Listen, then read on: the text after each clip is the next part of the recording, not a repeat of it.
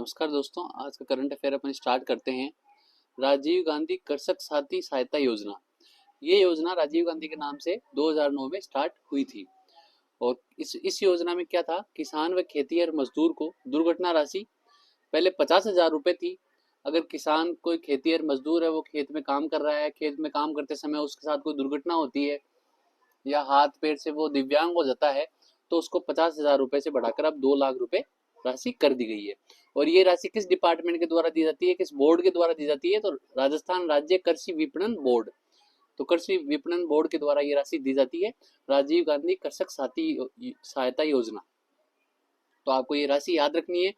और योजना 2009 में स्टार्ट हुई थी, ये ज्यादा इंपॉर्टेंट नहीं है। बाकी योजना अब बढ़ा दी गई है इस बजट से, 2025-26 के बजट से। राजस्थान खनिज व गैस नीति 2025। राजस्थान अपनी मिनरल्स एंड गैस पॉलिसी लाया है 2025 में। 60 करोड़ की इस पॉलिसी की लागत है। राजस्थान मिनरल्स का रिच सोर्स है राजस्थान में, तो 60 करोड़ की लागत से इसमें जयपुर में centre for excellence for mines and minerals. Rajasthan में दो दृष्टि से राजस्थान इंपॉर्टेंट है, एक तो पर्यटन की दृष्टि से और एक माइंस एंड मिनरल्स की दृष्टि से। राजस्थान में ये दोनों ही क्षेत्र राजस्थान में बहुत ज़्यादा तरक्की कर सकते हैं अगर इन दोनों क्षेत्रों की राजस्थान में बहुत अच्छी इंस्टीट्यूट हो, बहुत अच्छी यूनिवर्सिटी हो पर्यटन और माइनिंग क्षेत्र में। तो ये सरकार इस तरफ काम कर रही है। 60 करोड़ की लागत से जयपुर में इसमें centre of excellence for mines and minerals खोला जाएगा। और इसी के साथ उदयपुर में माइंस का इंस्टीट्यूट, क्योंकि देवारी, दरीबा दरीबा और जैसी जिंक लिमिटेड ये सारी उदयपुर में है। उदयपुर में माइंस का अच्छा काम है, तो उदयपुर में इंस्टीट्यूट ऑफ माइंस खोला जा रहा है, जो एक अति आवश्यक कदम था राजस्थान सरकार द्वारा, जो पूरा किया जा रहा है। 1,25,000 घरों को गैस पाइपलाइन से जोड़ा जाएगा। इसका काम अभी जयपुर में स्टार्ट भी हो गया है। जगह जगह जो पाइपलाइन गिर रही है, टोरेंट कंपनी का जो पाइपलाइन गिर रहा है, वो गैस का पाइपलाइन कनेक्टिविटी को बढ़ाने के लिए दिया जा रहा है। तो 60 करोड़ की लागत से खनिज व गैस पॉलिसी 2025 में आई। महात्मा गांधी जन भागीदारी विकास योजना। अब महात्मा गांधी जन भागीदारी विकास योजना 2014 से स्टार्ट है। और इसमें राजस्थान में जो ग्रामीण क्षेत्र है, जो ग्रामीण तबके हैं, वहाँ पे विकास, रोजगार सृजन व सामुदायिक विकास, कम्युनिटी डेवलपमेंट के लिए सारे इसमें कार्यक्रम किए जाएंगे। महात्मा गांधी जन भागीदारी विकास योजना, नाम भी है जन भागीदारी, अर्थात कम्युनिटी डेवलपमेंट से रिलेटेड ये अप्रोच है। इसमें 35 ब्लॉक्स में कार्य किए जाएंगे, तो ये सारे कार्य होंगे। कृषि विज्ञानी लाइफ टाइम अचीवमेंट अवार्ड, ये डॉक्टर अरुण कुमार को मिला है, जो जयपुर जोधपुर की जो कृषि विश्वविद्यालय उसके कुलपति है। तो डॉक्टर अरुण कुमार को कृषि विज्ञानी लाइफ टाइम अचीवमेंट अवार्ड मिला है। आपको एक बात और बता दें कि कुलपति अब नाम कुलगुरु के नाम से संबोधित किया जाएगा, कुलगुरु। तो जोधपुर कृषि विश्वविद्यालय के कुलगुरु है डॉक्टर अरुण कुमार, उनको कृषि विज्ञानी लाइफ टाइम अचीवमेंट अवार्ड मिला है। संयुक्त विशेष बल अभ्यास, ये संयुक्त अभ्यास है, इसका नाम है साइक्लोन थर्ड। भारत और जो मिस्र है, भारत और इजिप्ट, मिस्र, इन दोनों के बीच में किया जा रहा है महाजन फील्ड फायरिंग रेंज। आपको पता है महाजन फील्ड फायरिंग रेंज अपने बीकानेर में स्थित है। तो ये साइक्लोन थर्ड है, ये इंपॉर्टेंट है भाई। ऐसे अभ्यास आप याद किया करो जो स्पेशली राजस्थान में हो रहे हैं।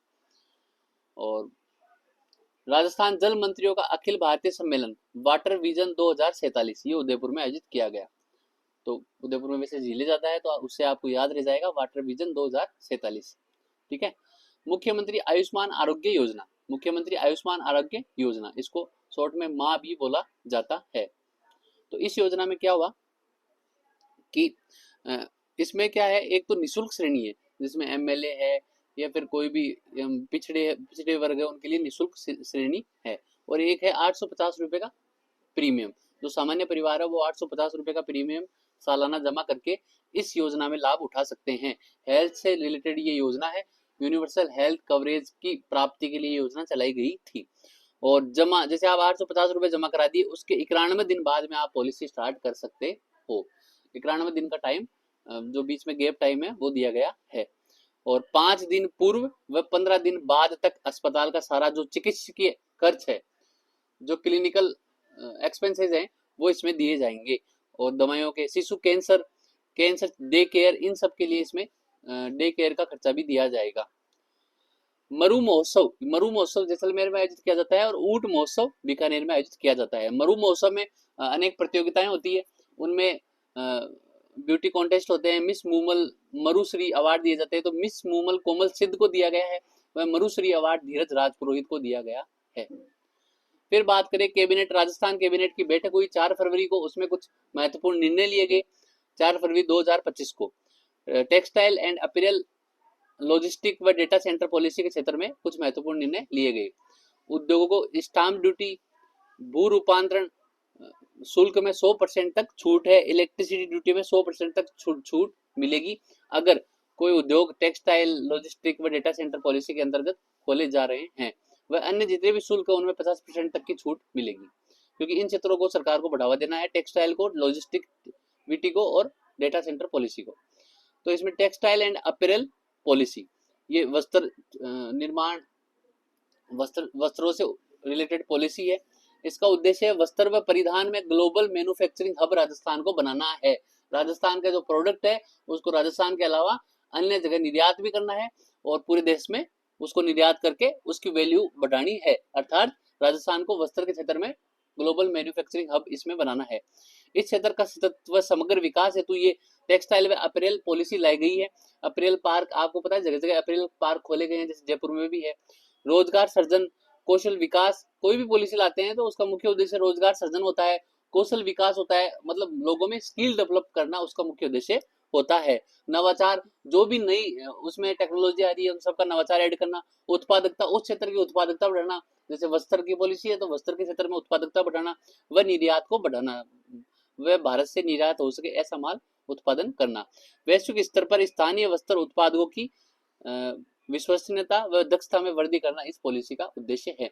ये मोटे मोटे जो उद्देश्य हैं ये अपन हर पॉलिसी में लगभग लिख सकते हैं कि भाई उस क्षेत्र का सतत व समग्र विकास होगा, रोजगार सृजन होगा, कौशल विकास होगा, नवाचार होगा, उत्पादकता बढ़ेगी, दक्षता बढ़ेगी, विश्वसनीयता बढ़ेगी, निर्यात बढ़ेगा। ये सब अपन कोई भी पॉलिसी में लिख सकते हैं। अब इसका टारगेट क्या है? 10 वर्षों तक लगभग 80 करोड़ रुपए प्रति वर्ष तक वो इंसेंटिव क्रिएट करना है। फिर अपन बात करें लॉजिस्टिक पॉलिसी 2025। लॉजिस्टिक मतलब जो अपन सामान ट्रांसफर करते हैं इधर से उधर, उधर कार्गो, लॉजिस्टिक, ये सभी एक ही नाम है। तो लॉजिस्टिक अगर अच्छा रहेगा तो अपना निर्यात भी बढ़ेगा और काम भी जल्दी फास्ट होगा।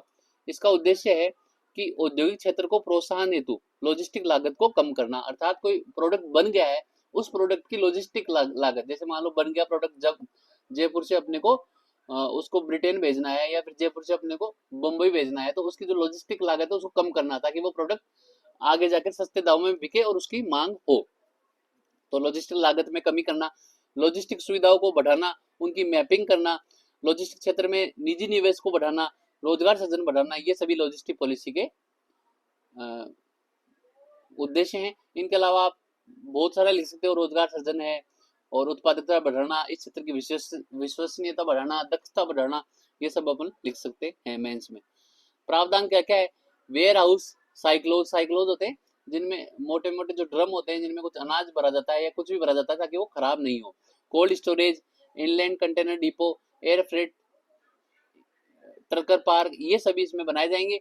सब्सिडी दी जाएगी, ब्याज अनुदान लगभग 7% तक दिया जाएगा अगर आप लोन ले रहे हो तो। रिको एरिया में मैक्सिमम 10 एकड़ का या 10% लॉजिस्टिक सुविधा हेतु रखा जाना अनिवार्य है। भाई ये कोई रिको एरिया है उसका 10 एकड़ या 10% पार्ट लॉजिस्टिक सुविधा के लिए स्पेशल रखा जाएगा ताकि लॉजिस्टिविटी को बढ़ावा मिले। फिर डेटा सेंटर पॉलिसी 2025, इसका मुख्य उद्देश्य प्राइवेट सेक्टर को डेटा सेंटर में, अर्थात जो डेटा जो यूज में आ रहा है उसको सुरक्षित रखने के लिए प्राइवेट सेक्टर के निवेश को बढ़ाना राजस्थान में इसका मुख्य उद्देश्य है। निजी क्षेत्र में डेटा सेंटर की स्थापना करना, विश्व स्तरीय डेटा इकोसिस्टम बनाना, राजस्थान को डेटा सेंटर का प्रमुख गंतव्य डेस्टिनेशन बनाना इसका मुख्य उद्देश्य है। इसमें 100 करोड़ से अधिक वाले जो प्रथम 3 प्रोजेक्ट हैं उनको विशेष 100% स्टाम्प ड्यूटी में छूट दी जाएगी, 100% स्टाम्प ड्यूटी की छूट दी जाएगी। राजस्थान में आगामी 5 वर्षों में इस क्षेत्र में 20,000 करोड़ का निवेश संभावित है, क्योंकि आने वाला जनरेशन जो एआई का है और कंप्यूटर इंजीनियरिंग का जो आईटी सेक्टर का क्षेत्र है, तो इसमें लगभग 20,000 करोड़ रुपए का संभावित निवेश को देखा जा रहा है। राजस्थान युवा पॉलिसी की बात करें 2025 में ये लाई जाएगी और युवाओं को शिक्षा, रोजगार, कौशल विकास, उद्यमिता अधिकारों तक पहुंच में इसमें जागृत किया जाएगा। व कला, खेल, संस्कृति, साहित्य, इन सब में उभरती हुई प्रतिभाओं का समर्थन किया जाएगा। अब मैंने आपको पहले बता दिया कि कुलपति को कुलगुरु के नाम से अब संबोधित किया जाएगा राजस्थान में। देवस्थान विभाग ने क्या किया है, भोग राशि, जो मंदिरों में भोग राशि है उसको 3,000 रुपए पर माह कर दिया, इसको बढ़ाकर 3,000 रुपए पर माह कर दिया, तथा जो पंडित है वहां पूजा पाठ करते हैं उनकी राशि को 7500 रुपए प्रति माह कर दिया गया है। ये काफी समय से ये डिमांड चल रही थी, अब इसको राजस्थान सरकार ने पूरी की है। 38वें जो राष्ट्रीय खेल हुए वो उत्तराखंड में आयोजित किए गए, आपको सबको पता है। और राजस्थान को जो ध्वजवाग था उस खेल में, राजस्थान, भाई हर राज्य का एक एक ध्वजवाग होता है, राजस्थान का अलग था, यूपी का अलग था, तो अपन राजस्थान से हैं तो राजस्थान का विशेष ध्वजवाग थे ओम प्रकाश थारवाल, जो शूटिंग से संबंधित है। और राजस्थान ने टोटल 43 पदक जीते हैं, 9 स्वर्ण पदक, 11 रजत पदक इसमें जीते हैं। 15वां स्थान राजस्थान का इसमें है, और पहला स्थान है सर्विसेज का। तो इसमें स्वर्ण पदक जीता है राजस्थान में। वुशु में 4 स्वर्ण पदक राजस्थान ने जीते हैं, शुभम गोरा, निकिता वंसल, महक शर्मा, नीलम चौधरी, तो इन्होंने 4 स्वर्ण पदक जीते हैं। भारोत्तोलन में हरचरण सिंह ने स्वर्ण पदक जीता है। कयाकिंग में प्रद्युमन सिंह राठौड़ ने स्वर्ण पदक जीता है। आनंदजीत सिंह नरूका जो ओलंपिक में गए थे, इन्होंने शूटिंग में स्वर्ण पदक जीता है। रजत चौहान ने तीरंदाजी में स्वर्ण पदक जीता है, वह बीच कबड्डी लीग ने स्वर्ण पदक जीता है। ऐसे टोटल 9 स्वर्ण पदक व 11 इसमें रजत पदक जीते हैं। पेरा एशियाई आर्चरी कप, मतलब एशिया का जो पेरा खिलाड़ी है, जो दिव्यांग है, उनका आर्चरी कप ये बैंकॉक थाईलैंड में आयोजित किया गया। और श्याम सुंदर स्वामी जो बीकानेर से, इन्होंने 2 गोल्ड व 1 रजत जीते हैं। और इनके अलावा धनराज गोदारा, इन्होंने 1 गोल्ड इसमें जीता है, जो पेरा खिलाड़ी हैं। पूरे एशिया का ये टूर्नामेंट आयोजित किया गया था, जो बैंकॉक थाईलैंड में आयोजित किया गया आर्चरी कप, तीरंदाजी से संबंधित ये था। खूब सारी एकेडमी खोली जा रही है, एक्स सेंटर ऑफ एक्सीलेंस बनाए जा रहे हैं। तो राजस्थान में वन डिस्ट्रिक्ट वन खेल का बढ़ावा दिया जा रहा है। जैसे कोटा में कुश्ती को बढ़ावा दिया जाएगा, 13 की उदयपुर में बहुत सारी जिले हैं, उनसे आप याद कर सकते हो। 13 की उदयपुर में 13 की को बढ़ावा दिया जाएगा। वॉलीबॉल को बाड़मेर में बढ़ावा दिया जाएगा, व करौली में टेनिस बॉल क्रिकेट, जो टेनिस बॉल से जो क्रिकेट होती है उसको करौली में बढ़ावा दिया जाएगा। तो एक जिला एक खेल को, ये पॉलिसी है राजस्थान की। फिर बात करें 16 से 59 ईयर के जो गिग वर्कर्स हैं, इनके लिए ई श्रम पोर्टल बनाया गया था, उस पर रजिस्ट्रेशन अगर किसी का है, और उस गिग वर्कर किसको बोलते हैं, जो आप स्विगी जोमेटो इन सब में काम करते हैं ना, उन सबको गिग वर्कर्स बोलते हैं। तो इन सब के लिए दुर्घटना मृत्यु के लिए 2 लाख रुपए, दुर्घटना में अगर मृत्यु हो जाए तो, अगर दिव्यांग हो जाए तो 1 लाख रुपए दिए जाएंगे, अगर वो ई श्रम पोर्टल में रजिस्टर्ड गिग वर्कर हैं। इनके लिए पीएम श्रम योगी मानधन योजना है कि वो 60 वर्ष तक कुछ प्रीमियम जमा कराएंगे, उसके बाद 60 वर्ष बाद में उनको पेंशन दी जाएगी, लगभग 3,000 रुपए प्रति माह के हिसाब से। फिर बात करें अमृत 2.0, 2025 तक सभी घरों को पेयजल आपूर्ति इसमें दी जाएगी, अमृत 2.0 में। फिर बात करें पद्मश्री की, तो राजस्थान में इस बार 3 पद्मश्री 2025 में मिले हैं। बेगम बतूल जो जयपुर से हैं, मूल इनका नागौर है, और 2022 का जो नारी पुरस्कार है वो भी बेगम बतूल को दिया गया था। ये भजन गायक कलाकार हैं। सीन काफ निजाम, इनका ये जोधपुर से हैं, इनका संबंध जोधपुर से है, ये शायर हैं। इनका वैसे नाम शिव किशन बिस्सा था, अर्थात ये ब्राह्मण थे, फिर उन्होंने उर्दू में विशेष इंटरेस्ट रखते हुए शेर शायरी में चले गए, फिर इन्होंने अपना नाम सीन काफ निजाम रख लिया था। 2010 का जो साहित्य अकेडमी का अवार्ड है वो भी इनको मिला था, और शिव किशन बिस्सा इनका नाम है। 7 पद्म विभूषण मिले हैं टोटल इस साल, 9 पद्म भूषण मिले हैं, व 113 पद्म श्री इस साल मिले हैं, जिनमें 3 राजस्थान के हैं, तीसरे हैं लक्ष्मणगढ़ के संत बैजनाथ महाराज। फिर बात करें प्रवासी भारतीय सम्मेलन जो भुवनेश्वर उड़ीसा में आयोजित किया गया, वहां पे प्रवासी भारतीय सम्मान डॉक्टर रामनिवास जी को मिला है। और पंचायती राज संस्थाओं के पुनर्गठन हेतु एक समिति बनी है, उसके अध्यक्ष मदन दिलावर जो राजस्थान के शिक्षा मंत्री व पंचायती राज मंत्री हैं, उनको अध्यक्ष बनाया गया है।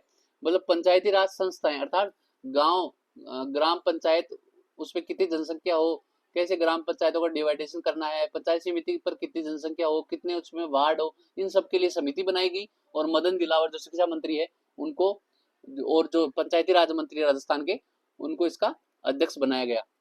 समिति के कार्य क्या क्या थे? पंचायती राज संस्था के पुनर्गठन, उनको वापस सीमांकन करना, पुनर्गठन करना, परीक्षण करना, समीक्षा करना, इनके कार्य थे।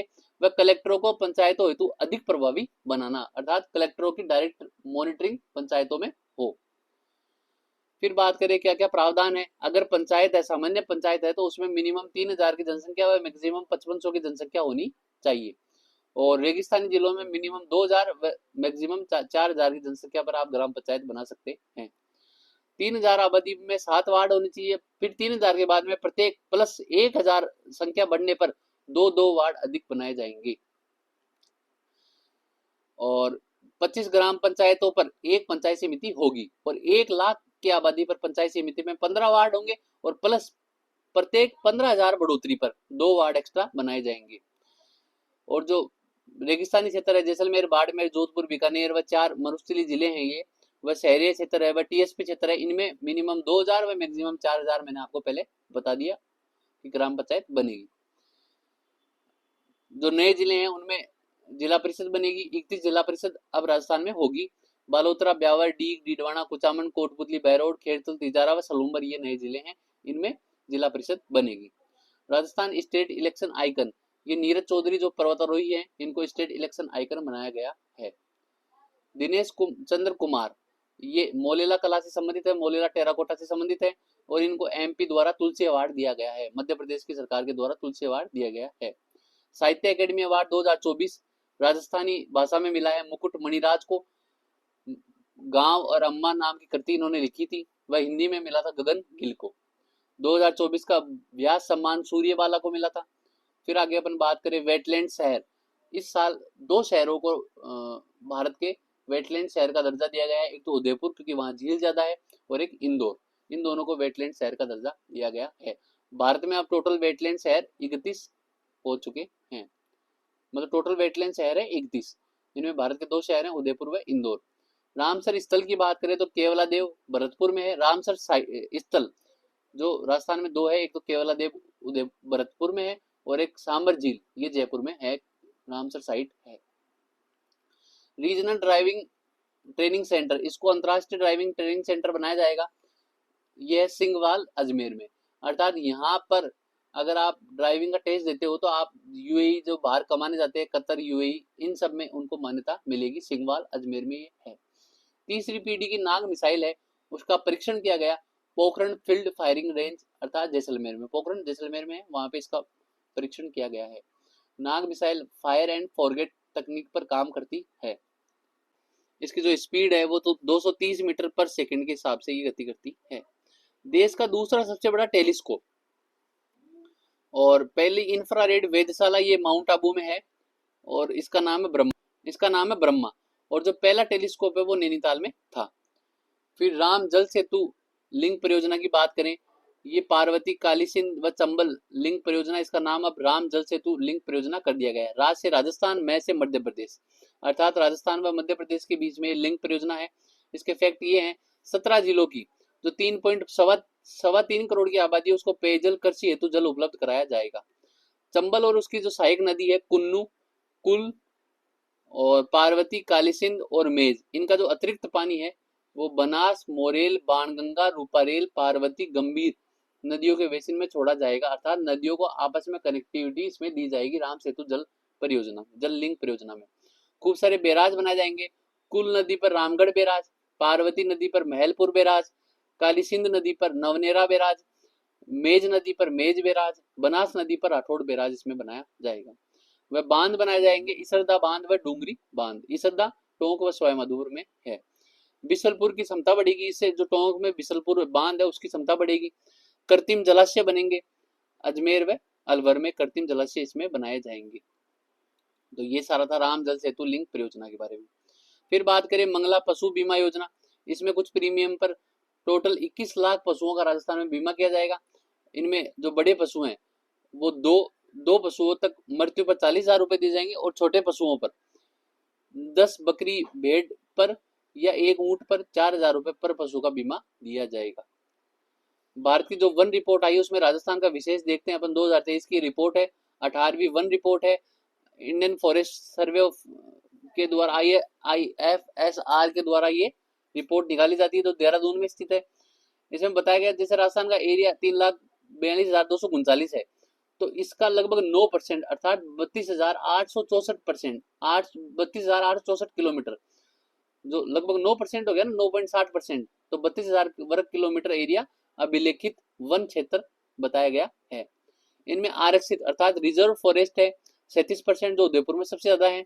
संरक्षित अर्थात प्रोटेक्टेड फॉरेस्ट है जो 56% है, वो 12 में सबसे ज्यादा है। अवर्गीकृत जो बीकानेर में सबसे ज्यादा है वो है 6%, 6.52%। फिर बात करें वन आवरण और वृक्ष आवरण, तो वन आवरण है लगभग 4.84%, अर्थात 16,548 वर्ग किलोमीटर का वन आवरण है राजस्थान में। और इसके जो भौगोलिक क्षेत्रफल है, राजस्थान का भौगोलिक क्षेत्रफल है 3,42,239 का, लगभग 4.84% है। वह वृक्ष आवरण की बात करें तो वृक्ष आवरण की बात करें तो 10,841 वर्ग किलोमीटर का वृक्ष आवरण है, जो राजस्थान का टोटल जो भौगोलिक एरिया है उसका मात्र 3.16% वृक्ष आवरण है। तो अभिलेखित वन तो हो गया 9.60%, वन आवरण हो गया 4.84%, वृक्ष आवरण हो गया 3.16%। 12 जिलों के वनों में वृद्धि हुई है, वह 21 जिलों के वनों में कमी देखी गई है।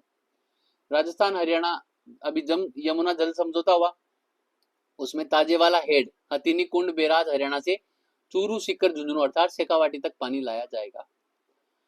प्रदेश की पहली सोलर लिफ्ट सिंचाई परियोजना मेज, जो मेज नदी बूंदी में है वहां पे चलाई जाएगी। वह बूंदी में मेज नदी में कुरेल, घोड़ा पछाड़, बेजान, तालेडा ये सब रिवर मेज नदी में गिरती है। अंबेडकर डीबीटी वाउचर योजना लगभग 5500 छात्रों को मिलेगी और 2,000 रुपए प्रति माह प्रति छात्र ये दिए जाएंगे सामाजिक न्याय व अधिकारिता विभाग के द्वारा।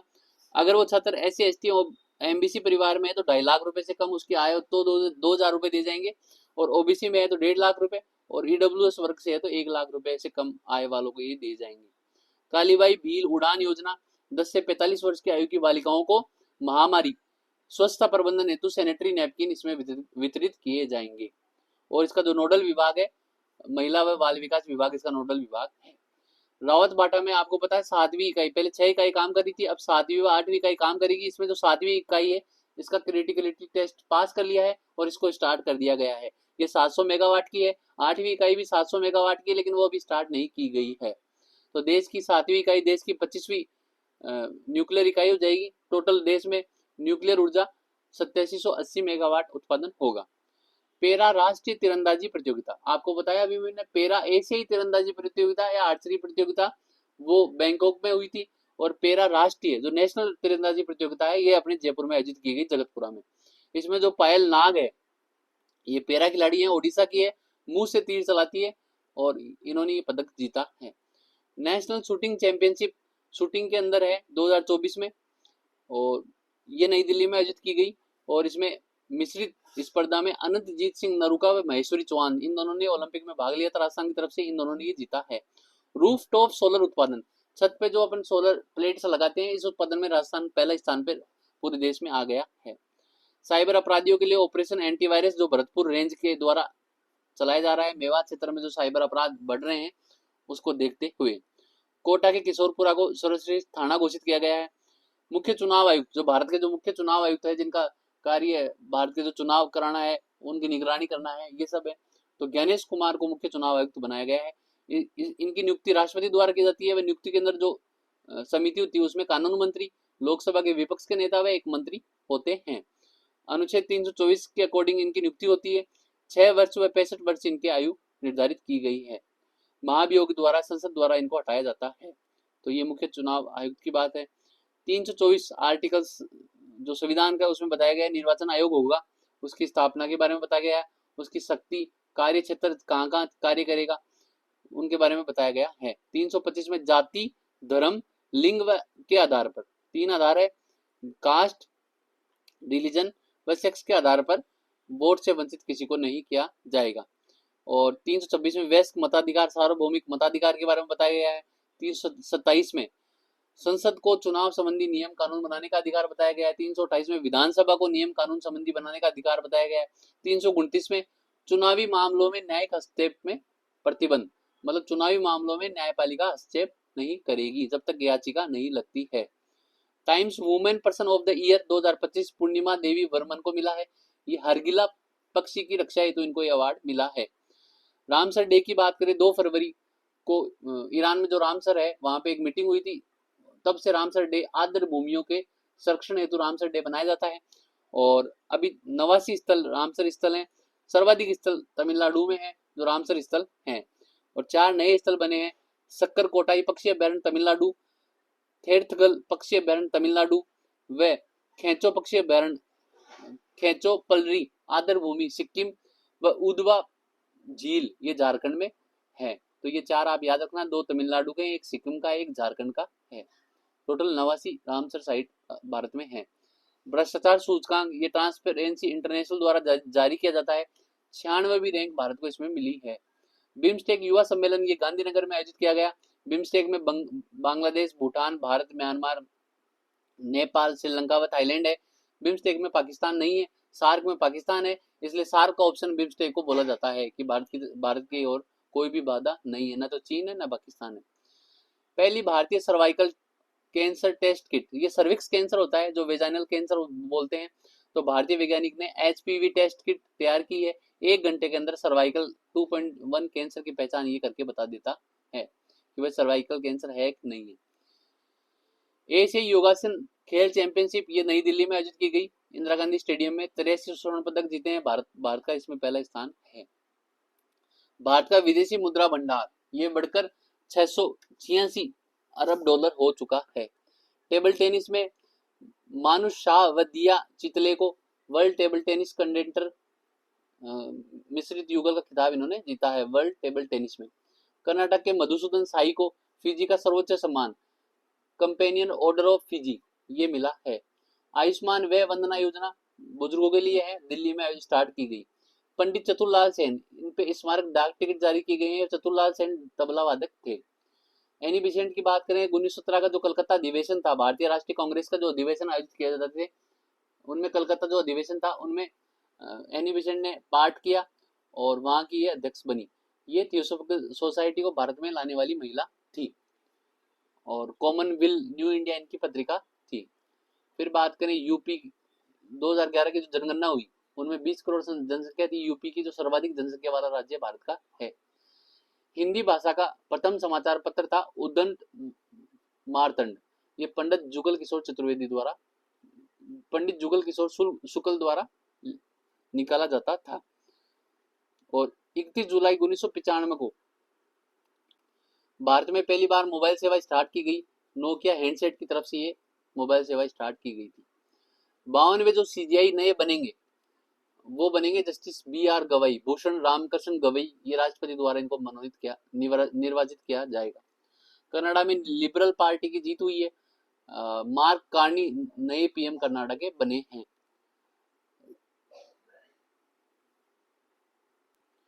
Centre of skill India program ये एक प्रोग्राम है जिसमें 3 योजनाओं को शामिल किया गया है। एक तो प्रधानमंत्री कौशल विकास योजना 4.0 को, एक प्रधानमंत्री नेशनल अप्रेंटिस प्रमोशन स्कीम और एक जन शिक्षण संस्थान।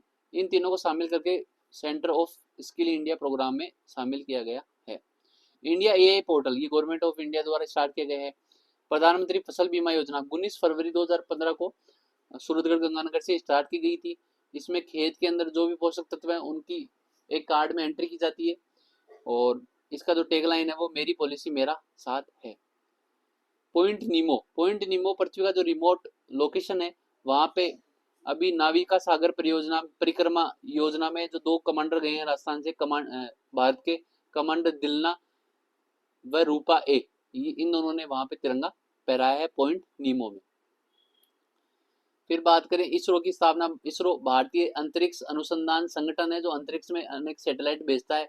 इसके अध्यक्ष वी नारायणन है जो नागरकोइल से हैं। 15 अगस्त 1969 में इसकी स्थापना हुई। 2 वर्ष का कार्यकाल वी नारायणन का होगा। 26 जनवरी 2025 को मुख्य अतिथि प्रबोवो सुबियांतो जो इंडोनेशिया के राष्ट्रपति हैं, ये मुख्य अतिथि भारत में बन के आए थे। भारत ब्रह्मोस मिसाइल फिलीपींस को व इंडोनेशिया को देगा। फिलीपींस में ऑलरेडी 2 खेप ब्रह्मोस की दी जा चुकी है। आरबीआई के 26वें गवर्नर संजय मल्होत्रा बने हैं जो 3 साल के लिए होंगे। ये बीकानेर से संबंधित है राजस्थान के। और 1 अप्रैल 1935 को आरबीआई की स्थापना 1934 के एक्ट द्वारा की गई। इसका हेडक्वार्टर मुंबई में है। इसका राष्ट्रीयकरण 1 जनवरी 1949 को किया गया। नेशनल ह्यूमन राइट्स कमीशन मानवाधिकार आयोग के अध्यक्ष हैं न्यायमूर्ति वी रामा सुब्रमण्यम। 3 वर्ष व 70 वर्ष 3 वर्ष व 17 वर्ष जो भी पहले हो उस आयु तक ये कार्यकाल इनका रहता है। 1 व 5 सदस्य रहते हैं, 1 अध्यक्ष, 5 सदस्य रहते हैं, जिनमें 1 सदस्यों में महिला होना जरूरी है। एक देश एक चुनाव हेतु एक विधेयक लाया गया, जिनकी जेपीसी जो संयुक्त समिति बनी उस विधेयक पर चर्चा के लिए, उसके जो अध्यक्ष बने हैं वो पीपी चौधरी बने हैं। इसमें क्या होगा, एक देश एक चुनाव में कि ये 2 चरणों में आयोजित किया जाएगा। पहले चरण में लोकसभा विधानसभा के चुनाव साथ में होंगे। दूसरे चरण में जो समस्त ग्राम पंचायत व नगर पालिका उनके चुनाव 100 दिन के भीतर कराए जाएंगे। मतदाता सूची, एक मतदाता सूची बनेगी जो तीनों स्तरों पर ग्राम पंचायत, नगर पालिका, विधानसभा, लोकसभा इन सब में काम में आएगी। भारत की जो 6 खगोलीय वेधशाला हो गई है, पहली माउंट आबू में है, नैनीताल में है, लद्दाख में है, गुरबानी जो पुणे महाराष्ट्र में है, कवलूर जो तमिलनाडु में है, और गढ़पंचकोटा ये पुरुलिया जो जिला है वेस्ट बंगाल का, पश्चिमी बंगाल में है। समान नागरिक संहिता ये उत्तराखंड में लागू कर दी गई है। उत्तराखंड में सभी धर्मों के लोगों पर समान कानून होंगे। एसटी जो शेड्यूल्ड ट्राइब है उनको छोड़कर, क्योंकि एसटी एक अलग से जनजातीय ट्राइब है, तो एसटी को छोड़कर ये सब पे लागू होगा उत्तराखंड में। खास प्रावधान ये है जो बहु विवाह बंद होगा, तलाक है, कोर्ट हलाला प्रथा है, और संपत्ति पर बेटे बेटी का रजिस्ट्रेशन है, इन सब में सभी धर्मों को समान अधिकार दिए जाएंगे। शादी की न्यूनतम आयु 18 व 21 वर्ष रखी जाएगी। 18वां प्रवासी भारतीय सम्मेलन भुवनेश्वर उड़ीसा में आयोजित किया गया। इसके जो मुख्य अतिथि थे वो क्रिस्टलिन काली केगाल, ये जो राष्ट्रपति हैं महिला हैं त्रिनाद व टोबेगो की, ये प्रवासी भारतीय सम्मेलन में मुख्य अतिथि थे। वर्ष 2025 का 28वां राष्ट्रमंडल देशों के अध्यक्ष व पीठासीन अधिकारियों के सम्मेलन की जिम्मेदारी भारत को दी गई है 2025 में। फिर ग्रीन हाइड्रोजन, ये विशाखापट्टनम आंध्र प्रदेश में बनाया जाएगा, ग्रीन हाइड्रोजन हब। भारत दुनिया का तीसरा बड़ा मेट्रो नेटवर्क बन गया है। और पीएम जय योजना, जन आरोग्य योजना 2018 से स्टार्ट की गई। गरीब व निम्न मध्यम वर्गीय परिवारों को 5 लाख रुपए का मुफ्त इलाज इसमें दिया जाता है। आयुष्मान वय वंदना योजना इसमें है, जिसमें 70+ आयु के लोगों को हर साल 5 लाख रुपए का मुफ्त इलाज दिया जाता है, जो इनसे इस योजना से अलग है। 70+ आयु को स्पेशल 5 लाख रुपए का अलग से इलाज दिया जाएगा। कवचम, केरल में मौसम बाढ़ आने की संभावना का 5 मिनट अलर्ट ये बता देगा। लोकपाल दिवस 16 जनवरी को इसलिए मनाया जाता है क्योंकि 16 जनवरी 2014 को इसकी स्थापना हुई थी, और वर्तमान में भारत के जो लोकपाल है वो है AM Khanwilkar. IBCA international big cat alliance, इसमें 27 सदस्य है, भारत भी एक है। 7 बिग कैट है, बाघ, शेर, तेंदुआ, हिम तेंदुआ, चीता, जगुआर व प्यूमा। AI विश्व शिखर सम्मेलन पेरिस में आयोजित किया गया व 2026 का AI सम्मेलन भारत में आयोजित किया जाएगा। भारतीय पीएम मोदी की अमेरिका यात्रा हुई 14 फरवरी 2025 को। ट्रंप व मोदी के बीच में द्विपक्षीय क्वाड, जिसमें अमेरिका है, जापान है, ऑस्ट्रेलिया है, भारत है, क्वाड को मजबूती देने के लिए, और 2025 में क्वाड भारत में होगा। और अमेरिका 5वीं पीढ़ी के स्टील जो एयरक्राफ्ट है F-35 वो भारत को देगा। सुपर कंप्यूटर व AI पर सहमति बनी है अमेरिका व भारत के बीच में। अमेरिका के 47वें राष्ट्रपति हैं ट्रंप, डोनाल्ड ट्रंप। ब्रिक्स की बात करें तो ब्रिक्स की अध्यक्षता 2025 में ब्राजील संभालेगा। ब्रिक्स में अब 10 देश है, 10वां देश इंडोनेशिया भी बना है। जो 10 देश है उनमें है Brazil, Russia, India, China, south Africa और इजिप्ट, इथोपिया, UAE और इंडोनेशिया। 2009 में ब्रिक्स की स्थापना हुई थी। दुनिया का सबसे बड़ा मरुस्थलीय सम्मेलन रियाद, सऊदी अरब में हुआ। फिर बात करें तो UN महासभा, वर्ल्ड मेडिटेशन डे, UN महासभा द्वारा 21 दिसंबर को वर्ल्ड मेडिटेशन डे बनाया जाएगा। जैसे योगा डे 21 जून को बनाया जाता है, वैसे वर्ल्ड मेडिटेशन डे 21 दिसंबर को बनाया जाएगा।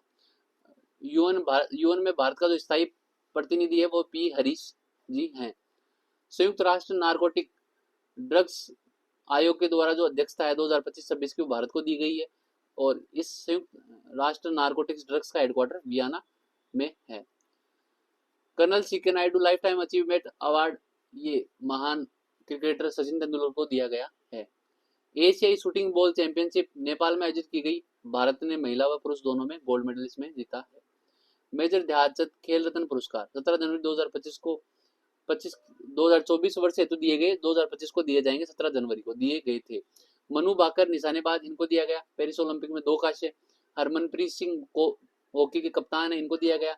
प्रवीण कुमार पैरा एथलीट हैं, इनको क्योंकि इन्होंने पेरिस ओलंपिक में गोल्ड जीता था। डी गुकेश को, जो चेन्नई के शतरंज खिलाड़ी हैं, चीन के डिंग लीरेन को हराया था इन्होंने और विश्व चैंपियन ये बने थे। अर्जुन अवार्ड मोना अग्रवाल जो सिक्कर की हैं, इनको पैरा शूटिंग में इनको दिया गया है क्योंकि इन्होंने पेरिस ओलंपिक में कांस्य पदक जीता था। और अर्जुन अवार्ड लाइफ टाइम ये दो व्यक्ति को मिला है, एक तो सुचा सिंह एथलेटिक्स हैं, एक मुरलीकांत पेटकर ये पैरा तैराक हैं। और द्रोणाचार्य नियमित अवार्ड सुभाष राणा पैरा निशानेबाज, दीपाली देशपांडे निशानेबाज, संदीप सागवान हॉकी को मिला है। Dronacharya life time award Armando football इनको मिला है। एस मुरलीधरन बैडमिंटन को मिला है। 67वां ग्रेमी अवार्ड है वो चंद्रिका टंडन, इनको बेस्ट न्यू एज एल्बम त्रिवेणी जो एल्बम है इसके लिए इनको मिला है। भारतीय मूल की अमेरिका निवासी ये हैं। 2025 के पद्म विभूषण 7 पद्म विभूषण मिले हैं, 19 पद्म भूषण मिले हैं। पद्म विभूषण में ओसाकू सुजुकी जो जापान के हैं, सुजुकी जिनकी गाड़ियां हैं उनको मिला है मरणोपरांत। और पद्म भूषण मिले हैं पंकज उदास को और विवेक देबरॉय को, सुशील कुमार मोदी को, पीआर श्रीजेश जो फुटबॉलर हैं इनको पद्म भूषण मिला है। पद्म श्री 113 व्यक्ति को मिला है, जिनमें आर अश्विन, सीन काफ निजाम, बेगम बतूल, संत बैजनाथ को मिला है। कीर्ति चक्र 2025 का नायक दिलवर खान व मेजर मंजीत को मिला है। 14 शौर्य चक्र मिले हैं व वीरता चक्र 93 मिले हैं। इंदिरा गांधी शक्ति पुरस्कार ये चिली के जो राष्ट्रपति हैं मिशेल बाचलेट, इनको मिला है शांति निशस्त्रीकरण व विकास हेतु। फिर बात करें जनवरी 2025 में 100 गीगावाट सोलर ऊर्जा क्षमता पार कर ली है भारत ने और इसका टारगेट है 2030 तक 500 गीगावाट गैर जीवाश्म ईंधन ऊर्जा क्षमता को बनाना। 29 जनवरी 2025 का करंट ये है कि स्वदेशी नेविगेशन NVS-02 सैटेलाइट भेजा गया है। नेविगेशन सैटेलाइट है, जैसे जो अपन जैसे गूगल चलाते हैं ना मैप, वैसे नेविगेशन सैटेलाइट है। और GSLV F-15 के द्वारा भेजा गया ये सोवा रॉकेट था इसरो का। युद्ध क्षेत्र की निगरानी हेतु संजय एक डिवाइस बनाई गई है।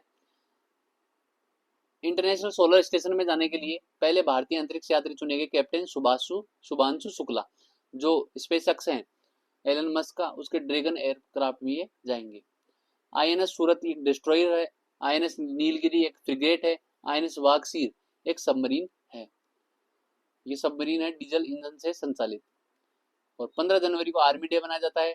सिनबैक से एक अभ्यास है भारत व कंबोडिया के बीच में आयोजित किया जाएगा पुणे में।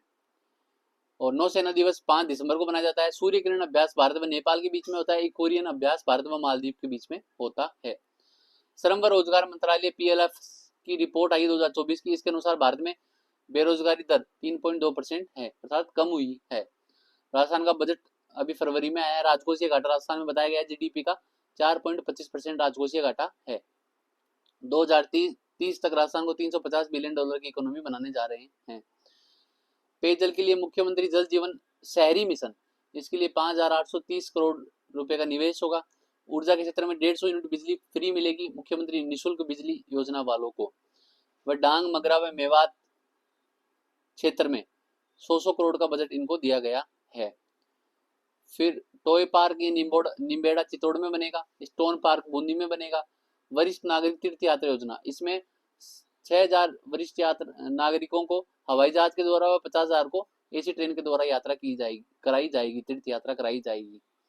विश्वकर्मा स्किल इंस्टीट्यूट ये कोटा में बनेगा। सामाजिक सुरक्षा हेतु डिजास्टर रिकवरी सेंटर ये जोधपुर में बनेगा। सेंटर ऑफ एक्सीलेंस ऑफ मेज ये बांसवाड़ा में बनेगा मक्का का। और हनी बी का सेंटर ये भरतपुर में बनेगा। लहसुन का उत्कृष्टता केंद्र 12 में बनेगा। साचौर व जालोर में एग्रो फूड पार्क बनेंगे। ग्रीन बजट इस साल जलवायु क्लाइमेट चेंज इनको देखते हुए ग्रीन बजट लाया गया है। और गढ़ियाल रेस्क्यू सेंटर ये पालीघाट सोयामधुर में बनेगा। अमृक महादेव उदयपुर यहाँ पे लेपर्ड संरक्षण हेतु बनेगा। गंगा भैरव घाटी ये अजमेर में, यहाँ पे भी लेपर्ड सफारी बनेगी। और लेपर्ड सफारी एक नाहरगढ़ जयपुर में है। Centre of excellence of minerals and mines ये जयपुर में बनेगा। इंस्टीट्यूट ऑफ माइंस ये उदयपुर में बनेगा। जैतारण ब्यावर में हॉकी खेल एकेडमी बनेगी। आर्थिक समीक्षा 2024-25 के अनुसार राजस्थान में जो कृषि है वो 26.52% GDP का है। उद्योग है वो 27% है, व सेवा क्षेत्र 45% है। प्रति व्यक्ति आय राजस्थान में 96,000 है लगभग, और प्रचलित आय 1,85,000 के आसपास राजस्थान की प्रचलित आय है। जीडीपी में वृद्धि दर प्रचलित कीमतों पर 12% है, व स्थिर कीमतों पर 7.82% है। थोक मूल्य सूचकांक 2024 का 394.68 रहा, जिसमें 1.75% की वृद्धि हुई है। राजस्थान में सड़क घनत्व 92.66 किलोमीटर पर 100 किलोमीटर पे है। सबसे ज्यादा सड़कें ग्रामीण सड़कें हैं, फिर अन्य जिला सड़कें हैं, फिर राज्य राजमार्ग है, फिर राष्ट्रीय राजमार्ग है। राई, सरसों, बाजरा, कुल तिलहन, पोषक अनाज व ग्वार में राजस्थान का पहला स्थान है। मूंगफली में द्वितीय स्थान है। जवार, चना, दलहन, सोयाबीन में राजस्थान का तीसरा स्थान है। फिर बात करें औद्योगिक उत्पादन सूचकांक, ये 157.31 इस बार औद्योगिक उत्पादन सूचकांक है। वह निर्यात की बात करें तो राजस्थान से 83,704 करोड़ का निर्यात हुआ है। उसमें 65% निर्यात टॉप 5 चीजों का हुआ है, जिनमें अभियांत्रिकी, रत्न, आभूषण, धातु, कपड़ा व हस्तशिल्प है। और एसडीजी में एसडीजी जो 5वां निकाला गया है, उसमें पहला स्थान झुंझुनू का है जिलेवार। वह राजस्थान का जो 67 नंबर राजस्थान ने प्राप्त किए हैं, राजस्थान अर्थात फ्रंट रनर की स्थिति में है। बेरोजगारी राजस्थान में 4.7% है 2024 में। विजिजम ये अंतरराष्ट्रीय बंदरगाह केरल में है। देश का पहला सेमी ऑटोमेटेड ट्रांजिट पोर्ट ये बना है। मेजर ध्यानचंद खेल रत्न अवार्ड डॉक्टर मनसुख मंडाविया ने खेल मंत्री द्वारा दिया गया। बैडमिंटन की युगल जोड़ी है सात्विक साईराज व चिराग शेट्टी को ये दिया गया। देश का पहला AI forest alert system MP में बनाया गया है, जो जंगलों की अतिक्रमण कटाई इनको नियंत्रित करेगा, इन पे निगरानी रखेगा। इंडिया सेमीकंडक्टर मिशन के सीईओ हैं अमितेश सिंह। डिपो दर्पण पोर्टल, ये जो सार्वजनिक वितरण विभाग है, जो गोदाम है एफसीआई के, इन सब की प्रभावी मॉनिटरिंग करेगा डिपो दर्पण पोर्टल। नए पोप का चुनाव, ये अभी रोमन कैथोलिक पोप जो एक्सपायर हो गए हैं, उनकी जगह नए पोप बनेंगे। 130 कार्डिनल इसमें मतदान करेंगे। फिर बात करें वेब्स 2025 का सम्मेलन, भारत की वे मीडिया व इंटरटेनमेंट इंडस्ट्री है, बॉलीवुड ये है, इनको बढ़ावा देने के लिए सम्मेलन मुंबई में जियो वर्ल्ड कन्वेंशन सेंटर में आयोजित किया गया। प्रताप एक समाचार पत्र था, 1913 में स्टार्ट था, कानपुर से स्टार्ट हुआ, गणेश शंकर विद्यार्थी ने स्टार्ट किया।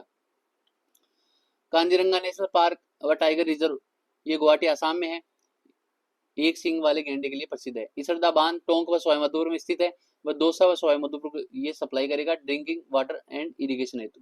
ऑस्ट्रेलिया के नए पीएम बने हैं पीएम एंथनी अल्बनीज, ये जीते हैं लेबर पार्टी से, द्वितीय बार ये ऑस्ट्रेलिया में जीते हैं। और सहयोग पहल ये उड़ीसा की है, शहरी गरीबों को लाभ देने के लिए। भारत व डेनमार्क के मध्य समझौता हुआ है स्वच्छ ऊर्जा में, और मजबूती बढ़ाने के लिए एमओयू भारत व डेनमार्क के बीच में हुआ है। तो आज के लिए इतना ही है। थैंक यू, धन्यवाद।